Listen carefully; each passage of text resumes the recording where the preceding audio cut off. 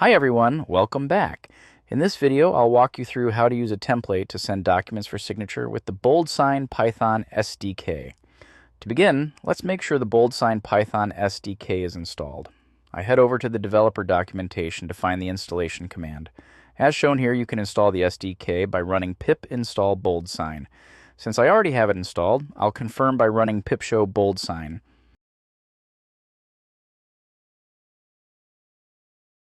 As you can see, the package is installed and ready to go. Now, you need to have a template.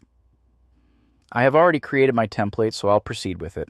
To send a signature request using this template, I'm going to copy these code snippets from the developer documentation. I navigate to the documentation on this topic, where I find a list of properties and their descriptions, along with code snippets in various programming languages. I copy the Python code snippet for sending documents from templates and paste it into a newly created Python file. Next, I update the code. In the API client, I set the API key to connect with BoldSign services. If you haven't created your API key yet, you can create one in BoldSign on the API key page under the API section. The template client object allows me to specify the template to use, configure signer details, and set up form fields for the document. I fill in the signer details, the name and email address in the code.